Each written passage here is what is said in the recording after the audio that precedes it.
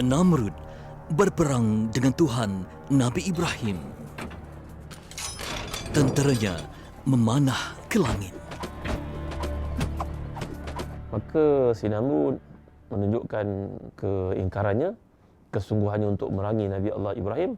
Maka Allah mengutuskan nyamuk untuk masuk dalam hidungnya. Hanya seekor nyamuk sahaja menumpaskan Namrud. Benarkah seekor nyamuk hidup dalam kepala Namrud? Dan bagaimanakah keadaannya sebelum temui ajal?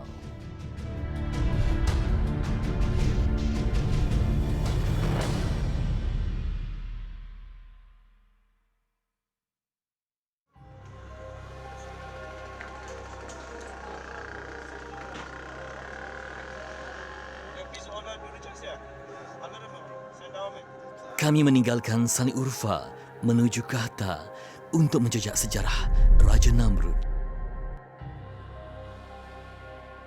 Sekarang nak menuju ke Kahta, tapi kena melalui juga Sani Urfa dan rasanya berjalan sehingga 7 ke 8 jam. Kami akan mendaki sebuah gunung dikenali sebagai Gunung Namrud. Ia dikatakan tinggalan sejarah Raja Namrud di zaman Nabi Ibrahim alaihissalam. Allah berfirman dalam surah Al-Baqarah ayat 258, tidakkah kamu melihat bagaimana seorang yang telah diberikan oleh Allah kekuasaan, dia berdebat dengan Ibrahim. Lalu Ibrahim berkata kepadanya, Tuhanku menghidup dan mematikan. Dia menjawab, aku pun menghidup dan mematikan juga. Bagaimana? Namrud ini dikatakan dia bawa 2 orang banduan yang ada dalam penjaranya, disuruh tenteranya bawa, orang suruhannya bawa 2 orang banduan yang telah pun ditawan begitu lama, dihukum, maka seorang daripadanya dibunuh. Dia berkata kepada Ibrahim AS, ini aku matikan dia. Yang kedua pula, dilepaskan, aku hidupkan dia. Jarak perjalanan hampir 150 km. Lebih kurang dalam 30 km kita sampai. Tapi dah malam, dah gelap, insya-Allah kita jumpa hotel. Rehat sekejap, pukul 3 pagi kita akan keluar daripada hotel untuk mendaki. Perjalanan mengambil masa panjang kerana kami kerap berhenti untuk membuat rakaman. Setelah malam melabuhkan tirainya, kami tiba di Kahta, sebuah pekan kecil yang hampir dengan Gunung Namrud. Mengikut jadual asal, sebaik tiba di hotel, kami akan mendaki pada awal pagi. Keluar hotel tadi pukul 7 pagi, kemudian sekarang dah hampir 8 malam. Dan esok dijangka akan naik gunung lagi. Jadi saya cadangkan supaya berbincang semula dengan tour guide supaya kita ubah jadual. Sebab badan pun letih, perjalanan yang panjang, sangat letih. Jadi takut nanti tak fit untuk kita buat kerja-kerja mendaki bukit ataupun gunung kan. Jadi tengok macam mana nanti. Jadi semua letih, terutamanya kita punya driver Mustafa Abi, penat dia. So today kita rehat. Penterjemah pun demam hari ni. Dah 3 hari demam. So rehat je lah.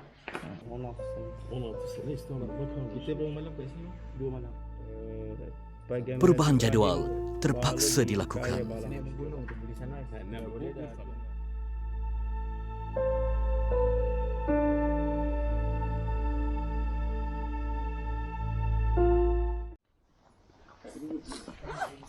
Sebelum pukul 6 kita akan berada di gunung. 1 jam perjalanan. Kemudian kita akan trekking lebih kurang dalam sejam juga naik ke atas gunung insya-Allah. Sehari kemudian, pendakian dimulakan pada awal pagi. Ketika ini, musim sejuk melanda Turki. Salji dijangka turun di Gunung Namrud dalam beberapa minggu lagi. Pukul 4 pagi dah pun bersiap sedia. Kami bawa beg semua sebab nak pergi ke mendaki di Gunung Namrud. Sebab itulah menjadi lembah kepada banyak lagi informasi yang kami gali selepas ini.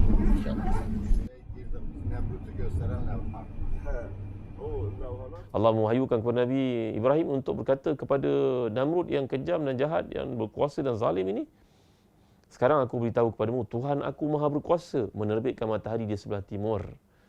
Sekarang kalau engkau mengaku engkau Tuhan juga, terbitkan dia dari sebelah barat. fabuhital ladzi kafar.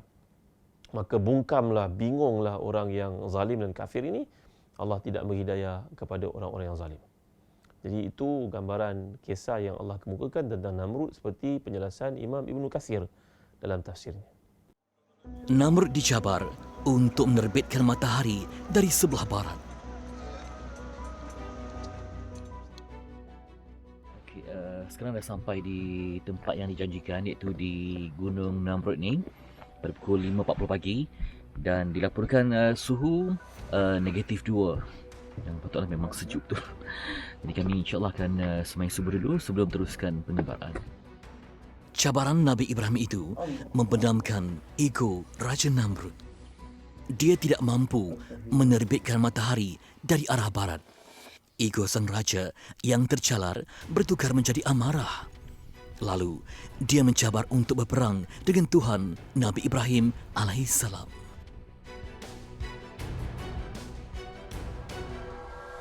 Gunung Namrud mempunyai ketinggian lebih 2,130 meter. Sejam pendakian diperlukan untuk berada di atas. Kami mengejar masa untuk merakam kemunculan mentari pagi. Keindahan surya pagi seindah kalam Nabi Ibrahim. Mematahkan hujah Raja Namrud yang mengaku sebagai Tuhan. Lantas, si raja mengisytihar perang terhadap Allah Subhanahu wa Ta'ala. Dia mengatur bala tenteranya di suatu kawasan lapang. Setiap musuh yang diperangi sebelum ini pasti kecundang kerana Namrud memiliki barisan pahlawan yang terbilang. Namun kali ini, tenteranya kebingungan kerana musuh mereka tidak kelihatan.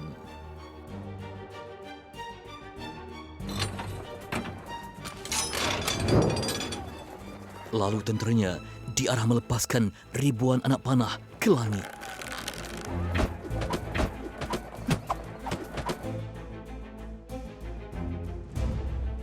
Suasana sunyi dan sepi walau ribuan anak panah ditujukan ke langit. Walaupun mengaku dirinya sebagai Tuhan, namun Raja Namrud sentiasa tidak tenteram.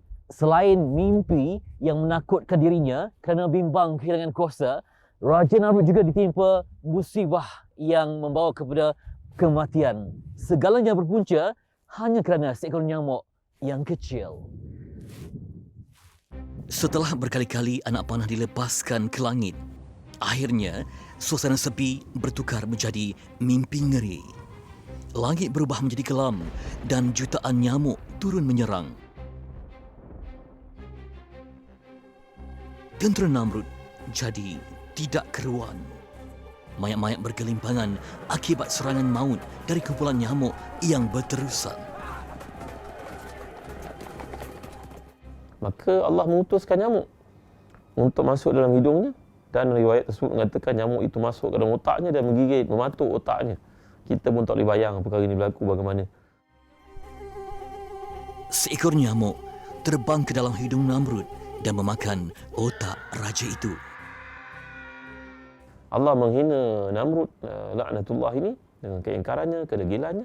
Maka Allah mengutuskan makhluk yang paling kecil dan paling dhaif itu untuk mainkan peranan bagi menghapuskan Namrud, dan matilah dia selepas itu dalam keadaan yang hina. Seekor nyamuk menyebabkan Namrud menderita kesakitan di kepala. Dia kerap memukul kepalanya dengan kuat. Akhirnya, dia mati akibat memukul kepalanya sendiri.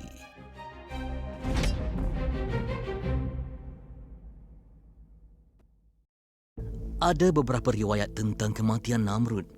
Sebahagian mengatakan dia mati akibat memukul kepalanya sendiri.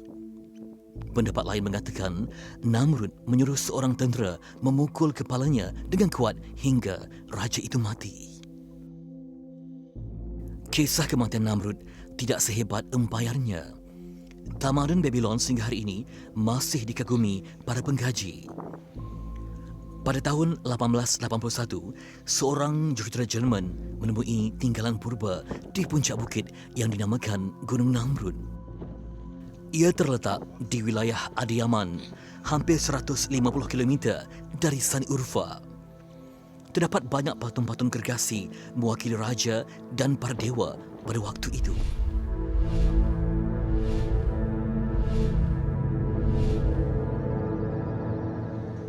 Adakah patung seorang raja di puncak gunung itu milik Namrud? The name of the Comegan is Comegan Kingdom, and the first king is to be known the first Antiochus the first. So people in the past would come here and pray for their gods. Patung-patung itu tinggalan kerajaan Comegan dan rajanya bernama Antiochus. Here is an holy place. People in the past would come here and turn their face to their gods and pray for them. We cannot name a religion. They worship what?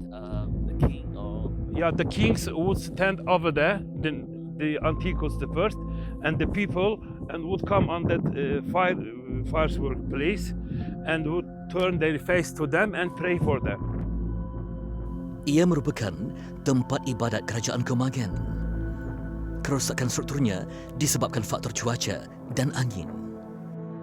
Because this side is open to north, because of the weather conditions, they have a little bit damaged. Inilah kepala patung Raja Antiochus yang pertama. Kerajaannya menguasai bahagian utara lembah Mesopotamia.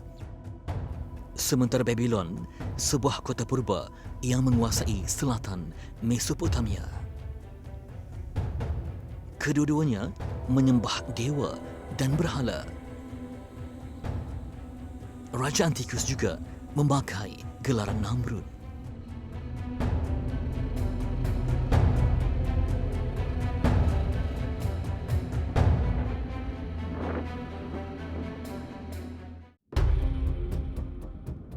Kisah Nabi Ibrahim berdebat dengan seorang raja zalim jelas termaktub dalam Al-Quran.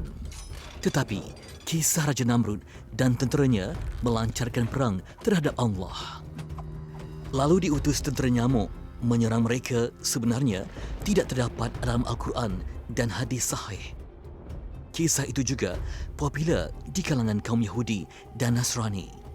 Persoalannya, bagaimana kisah itu tersebar dalam kalangan umat Islam?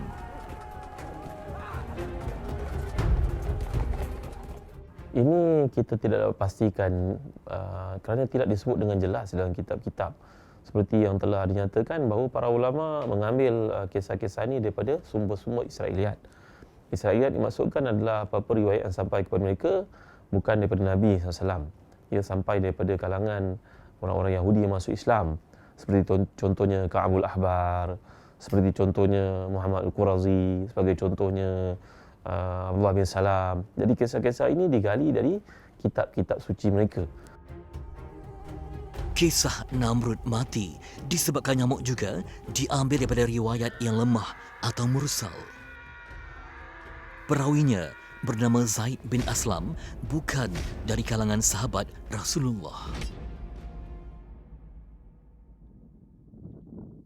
Walau bagaimanapun, para ulama bersependapat raja yang zalim itu bernama Namrud. Di dalam kitab kisah-kisah para Anbiya, karangan Ibnu Kathir, dinyatakan Raja Namrud berasal daripada keturunan anak Nabi Nuh bernama Sam. Tetapi, adakah tinggalan di Gunung Namrud milik Raja Namrud di zaman Nabi Ibrahim? Now, the history of Namrud and Ibrahim is different. So there is not a real connection with the Namrud, which is located in Adiyaman, and there is no connection with the Namrud, which is in Şanlıurfa. They are separated ones. Namrud is not a name of a man. Namrud is a mission, like Pharaoh's or other people's mission. So there is not a real connection. Meaning that King Antiochus is also a Namrud, like Pharaoh of Fir'aun. Fir'aun, yeah, like a Fir'aun. Kesimpulannya, tinggalan itu milik Raja Antikus pertama yang turut memakai gelaran Namrud. Tetapi, dia bukan Raja Namrud di zaman Nabi Ibrahim alaihissalam. Di puncak Gunung Namrud yang tinggi ini, saya tidak temui sebarang tanda-tanda yang melambangkan kekuasaan Raja Namrud. Sebaliknya, merujuk kepada Raja Antikus yang dikatakan memerintah lebih kurang 4,000 tahun yang lalu. Dan di sini pun, kepala-kepala monumen ataupun patung-patung ini telah diturunkan ke bawah. Saya difahamkan ia dipindahkan pada tahun 1953, tapi tak tahu siapa yang mengubahnya ke bawah. Mungkin kerana bimbang faktor tolakan angin yang kuat, faktor cuaca dan sebagainya, jadi dipindahkan ke bawah. Dan kini patung-patung ini termasuklah kita dapat lihat kepala seperti singa dan juga helang menjadi tapak warisan sejarah yang dipelihara oleh kerajaan Turki.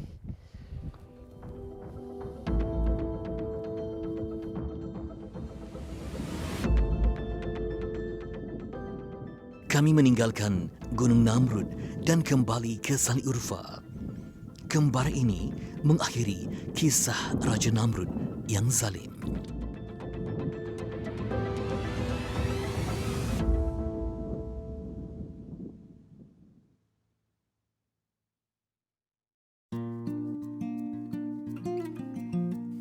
Sementara di hotel, saya mengembalikan tenaga yang telah dicurah seharian. Minuman detox afiat dari Olive House yang saya perlukan, 1 sudu besar sari cugatin dari Turki.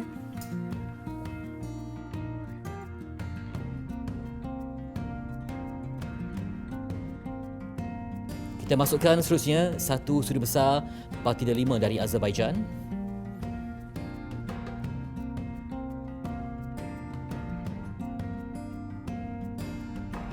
Yang terakhir, perlu kita ada 1 sudu kecil madu yang diimport dari Kyrgyzstan.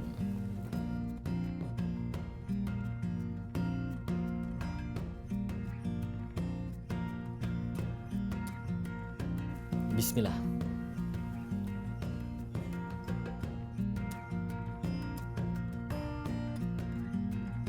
Minuman Afiat ini ada sumber tenaga, ada zat besi dan ada vitamin C yang penting untuk ketahanan tubuh badan, selain syarat dengan pelbagai vitamin dan mineral.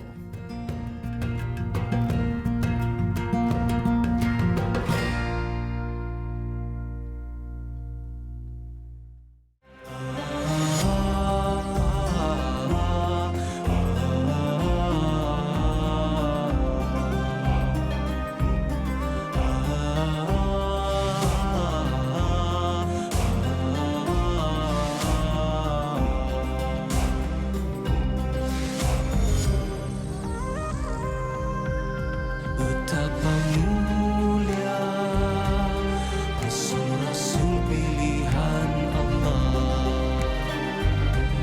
di badai ujian diterpa rintangnya.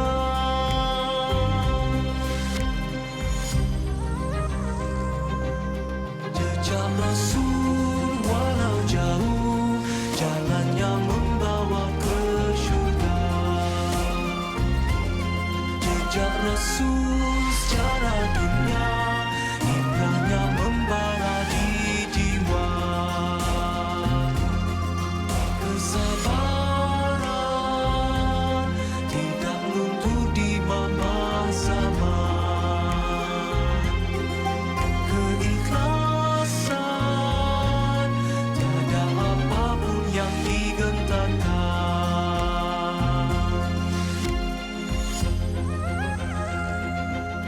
Jejak Rasul walau jauh